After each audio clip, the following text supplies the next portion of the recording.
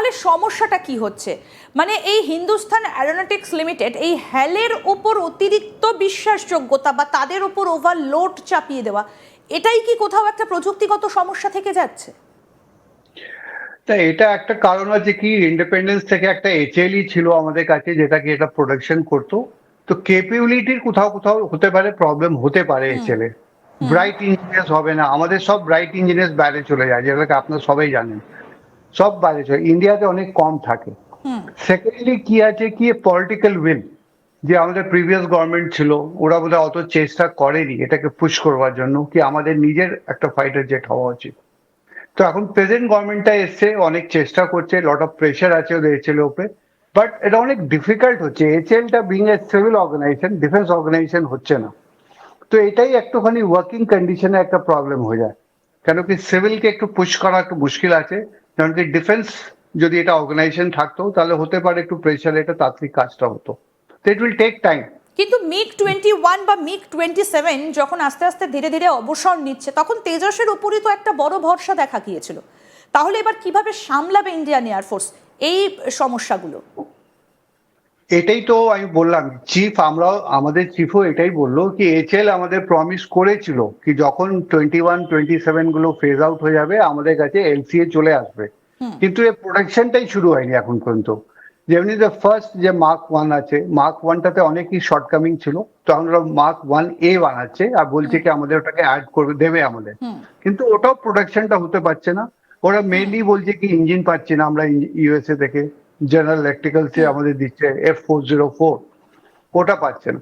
তো এটা সব দিক থেকে নিয়ে একটা প্রবলেম হয়ে গেছে, আর এয়ারফোর্সের আমাদের শর্টেজ অফ এয়ারক্রাফট হয়ে গেছে। এই জন্য এখন দেখবেন কি আমরা রাফাল এয়ারক্রাফটের জন্য আমরা করেছি এখন কি রাফাল এয়ারক্রাফট আমরা 114 কিনবো, অ্যান্ড এটা কি আমরা যেটা শর্ট কামিং আছে ওগুলোকে পুরো করা যেতে পারে। আমি একটা জিনিস স্যার আপনার কাছ থেকে একটু জানতে চাই, সেটা হচ্ছে এই যে কাভেরি ইঞ্জিন প্রকল্প, ডিআরডিও তো অনেকদিন ধরে এই কাভেরি এই ইঞ্জিন প্রকল্প নিয়ে কাজ করেছে, সেটা কোন পর্যায়ে রয়েছে এবং সেটা কি সাকসেস? ঠিক, কাবেরী ইঞ্জিনটাই আগে আমাদের সব ভেবেছিল কি এটাই মানে পাওয়ার করবে আমাদের এলসিএটাকে, কিন্তু কাবেরী ইঞ্জিনটা টোটাল ফেলিয়ার হয়ে গেছে। ওটাকে অ্যাবেন্ডন করা হয়ে গেছে, মানে এখন ছেড়ে দেওয়া হয়েছে।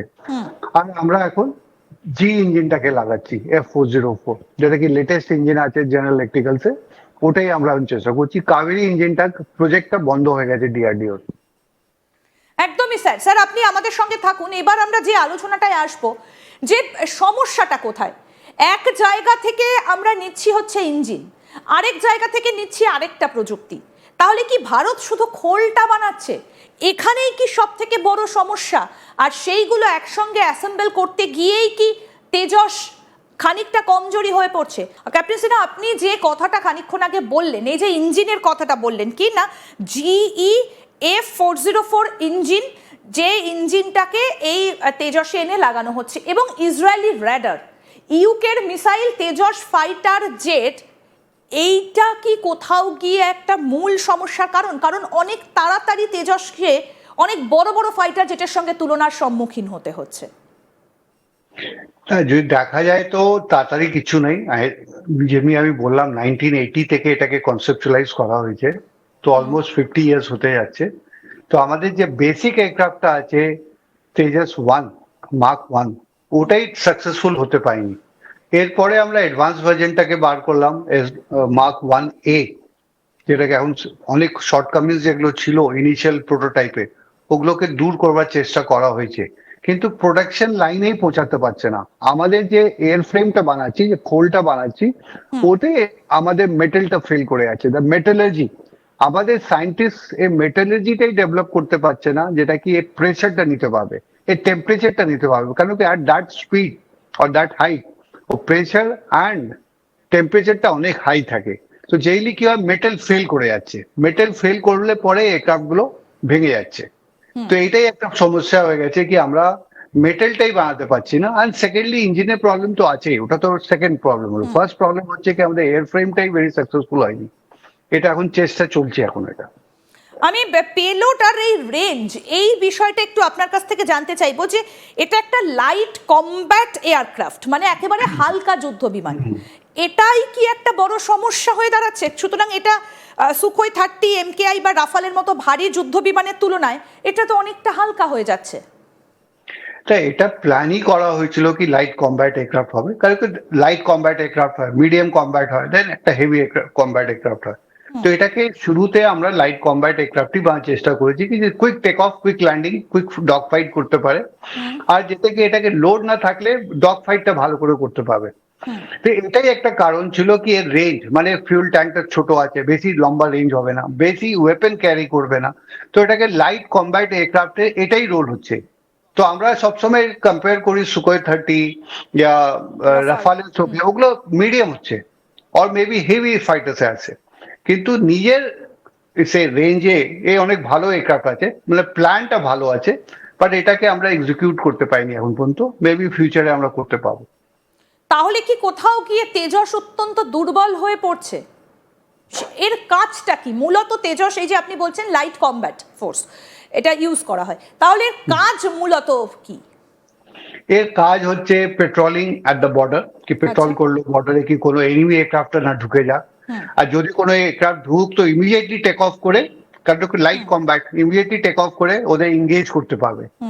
হেভি থাকলে ওদের লং রানওয়ে লাগবে, বেশি লোডেড থাকবে, বেশি ফিউল থাকবে, তো ওদের টেক অফ করতে অ্যান্ড ক্লাইম করতে মুশকিল হবে। একটু তাড়াতাড়ি ক্লাইম করে অপোজিশন এনিমি এয়ারক্রাফটকে এঙ্গেজ করতে পারবে যতক্ষণ বাকি এয়ারক্রাফট গুলো এসে ওকে হেল্প না করুক। তো এটাই এর রোল হচ্ছে। তো এটা শর্ট টেক অফের জন্য, অ্যান্ড তাড়াতাড়ি টেক অফ করে হাই স্পিডে উপরে গিয়ে ইন্টারসেপ্ট করতে পারে আমাদের এনিমি ফাইটার এয়ারক্রাফট। কিন্তু এই যে এই ফাইটার জেটের যে ইঞ্জিনগুলো, এটা তো অনেক দেশ বানিয়ে ফেলেছে, আমেরিকা বানিয়ে ফেলেছে, রাশিয়া বানিয়ে ফেলেছে, ফ্রান্স বানিয়ে ফেলেছে, বর্তমানে চীনও বানাচ্ছে। তাহলে ভারত, হ্যাঁ ভারত, ইউকেও বানিয়েছে, ভারত কেন তাহলে পারছে না বানাতে? ভারতের সমস্যাটা কোথায়? এটা আমাদের দেখা যায় তো বলা হতে পারে ইঞ্জিনিয়ারিং এ কিছু প্রবলেম হবে, কেন কি এই ক্রাফট ইঞ্জিনস গুলো সবসময় অ্যাভেলেবেল আছে অন্য কান্ট্রি। তো কিছু একটা বলা যায় কি রিভার্স ইঞ্জিনিয়ারিং করা যেতে পারে, কি ওদের খুলে দেখা যেতে পারে কি ওদের কি আছে। যেমনি আমাদের দেখবেন ইসরো যে এগুলো যে বানাচ্ছে, এগুলো রকেটস গুলো যে বানাচ্ছে, যেগুলোতে লঞ্চ হচ্ছে স্যাটেলাইট, এরা কি করেছিল ইনিশিয়ালি? এরা রিভার্স ইঞ্জিনিয়ারিং করেছিল, রিভার্স ইঞ্জিনিয়ারিং করে ওরা শিখে এগুলোকে আগে করেছে।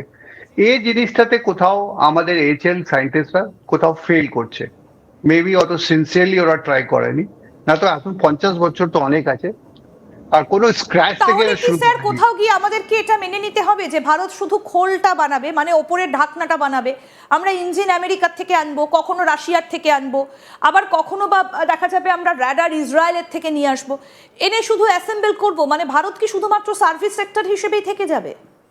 না, আমরা ইঞ্জিনটা বানাবো, মেবি এখন যে পুশটা ওদের উপরে আছে, যা প্রেশারটা আছে, ও প্রেশারটা বোধহয় আগে এত ছিল না।